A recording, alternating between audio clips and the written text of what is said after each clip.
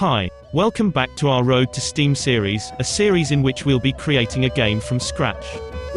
Previously on our HEUSS dev diaries, we implemented weapon physics inside our combat sandbox. In today's episode, we'll add dismemberment to our death animations. Interested to follow the progress of our game? Make sure to subscribe and hit the notification bell to get all the latest development updates every week. They are rage, brutal, without mercy. But you will be worse. Rip and tear, until it is done.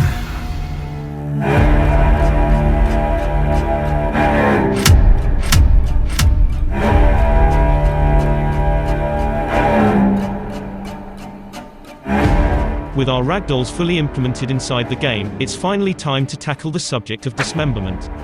In our minds, we divide gore into two different categories. Macro gore, where significant body parts are severed from the main body. And micro gore, where small details are added to elevate the overall personality of the carnage. In this devlog, we'll focus on the macro side of things to secure a solid foundation for our gore system. So things like entrails, wounds and body mutilations will come later in development when we'll be ready to apply the finishing touches. Removing limbs from a video game character is a very visceral and effective way to make you feel powerful. To translate this inside the game, we plan to fully take advantage of our 3 vertical stances. This means that different parts of the body will get dismembered depending on which attack height the player chooses. We'll start with 3 different outcomes, one for each vertical stance. A decapitation, a full body sever, and a chopped off leg.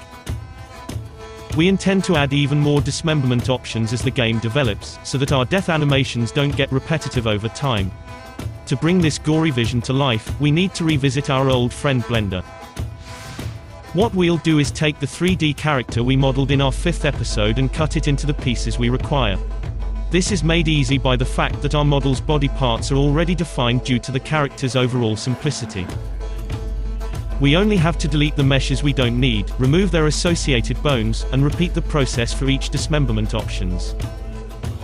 When that's done, we import them inside Unity and set up the physics behaviors like we did in our 21st episode. This will make our limbs react realistically when we'll start throwing them around the place. Now that our dismemberment options are ready to go, it's time to create the death animations. We'll use the same setup we came up with in our 22nd devlog. In this setup, we first create a starting pose with models of our body parts. Then, our real body parts mimic this pose when they get spawned in on an enemy's death. However, an unexpected thing occurs when doing that. Our ragdolls start colliding among themselves on arrival due to the fact that they're too close to each other. This is a problem because we can't accurately create animations by adding forces if these forces get altered by unwanted collisions. This wasn't an issue when we previously did death animations, as our ragdolls weren't divided into multiple pieces at that time. So to fix this, we decided to assign different physics layers to our dismembered parts. We make it so that objects on different physics layers don't interact between each other, which allows us to better control our ragdoll behaviors. With that out of the way, it's time to add forces and finalize our death animations. Here's a cocktail of 8 executions on the house.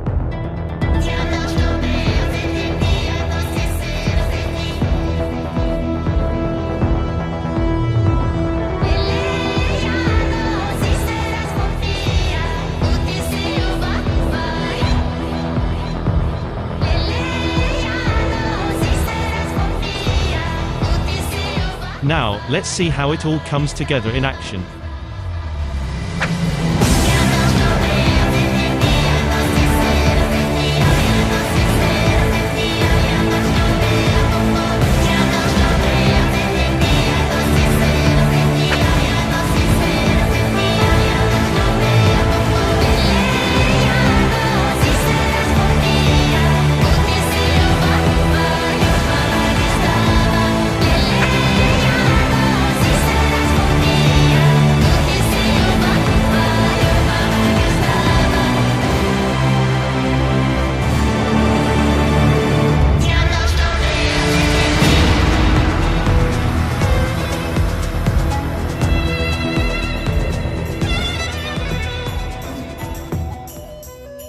Stay tuned for our next episode where we'll start using particle systems to add clouds to our skybox. Make sure to like, comment and subscribe, and we'll see you next week for the new episode of our Road to Steam series.